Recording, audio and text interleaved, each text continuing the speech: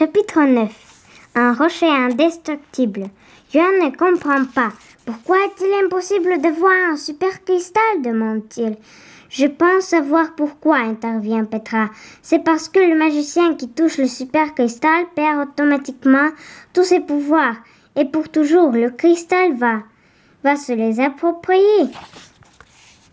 Exactement, Petra, confirme Jayana. Le super cristal contient des pouvoirs de tous les magiciens qui se sont approchés de lui. Mais nous ne sommes pas des magiciens, il n'y a donc pas de risque si nous y touchons, non? Demande Johan. Oui, sauf que le super cristal n'est pas facile à approcher, répond la magicienne. Sur ce, elle passe la main au-dessus de sa boule de cristal et fait apparaître l'image d'un rocher gigantesque.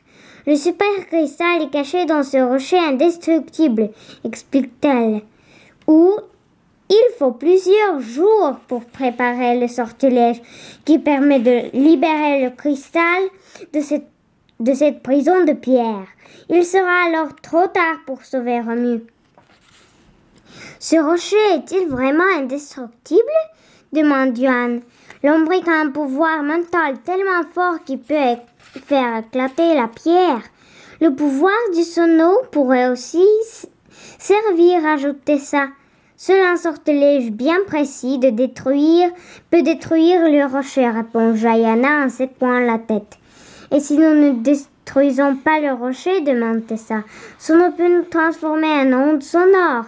Nous pourrions passer à travers le rocher pour aller chercher le cristal, puis en ressortir.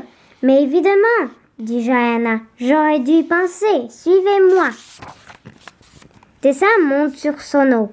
Et les maîtres des dragons se rendent avec Jayana aux portes du château, où Lombric et Zera les attendent. Ils se hâtent ensuite d'aller au bord de la falaise, où un énorme rocher droit comme un arbre géant surplombe les vagues.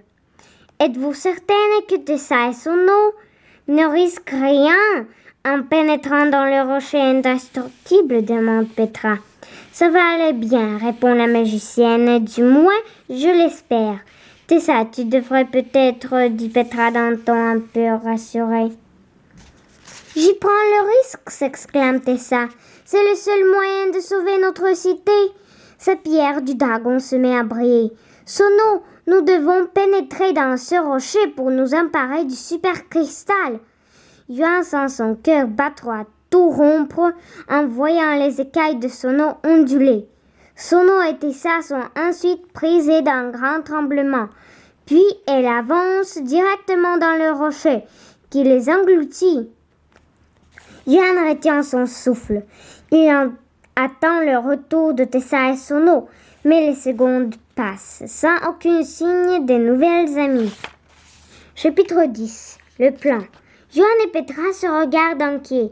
Mais où est passée Tessa, se demande Johan. Soudain, le rocher émet une lumière rose.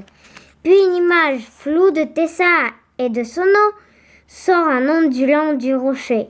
Lorsque la jeune fille et le dragon reprennent leur forme, Johan voit que Tessa tient à la main un cristal brillant de la grosseur d'une pomme.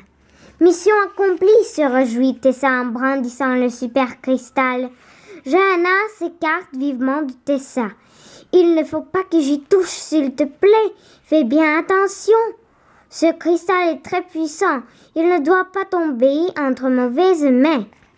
Tessa glisse le cristal dans une pochette accrochée à sa ceinture. Retournons au château pour voir si Jérôme a été libéré, dit Jayana. Alors arrivé, Jérôme est aux portes du château. Johan et Petra courent vers lui. Jérôme, comme je suis content de vous revoir, s'exclame Johan. Le magicien serre les maîtres des dragons dans ses bras. Cette courageuse Tessa est allée chercher le super cristal au cœur du rocher indestructible, dit Jayana en montrant Tessa. Bravo Tessa, s'exclame Jérôme en caressant sa barbe dont sortent quelques plumes. Mais il y a un problème. Je ne peux pas toucher à ce cristal, pas plus que Jayana. Mais non, nous le pouvons. Mais nous le pouvons, dit Johan, et nous allons nous en servir pour absorber toute la magie déclenchée par le duel de magiciens. Quant à vous, les magiciens, vous pourrez faire le nécessaire pour que Félix et Marco cessent de se battre, ajoute Tessa. C'est un plan qui se tient, répond Jayana. Johan, pourrais-tu demander à ton dragon de nous conduire à Rému? Johan accepte d'un signe de la tête. Sono et moi, nous vous rejoindrons à l'arène, dit Tessa avant de disparaître avec son dragon.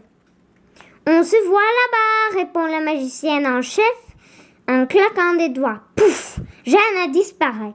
Lombric emmène les autres à Rému. Ils atterrissent tout près de l'arène. Jayana, Tessa et Sono sont là bien avant eux. Le nuage rouge et jaune qui tourbillonne au-dessus de leur tête est encore plus gros que tout à l'heure. Des gens paniqués sortent en criant de l'arène. « Comment se sert-on du super cristal ?» demande Johanna, Jérôme et Jayana. « Oh !» les interrompt Tessa. « Entendez-vous à ce bruit ? On dirait un monstre qui s'approche. » Elle pointe un doigt, une immense statue aussi haute que la reine, qui se trouve derrière eux. La statue bouge et se dirige vers eux d'un pas lourd.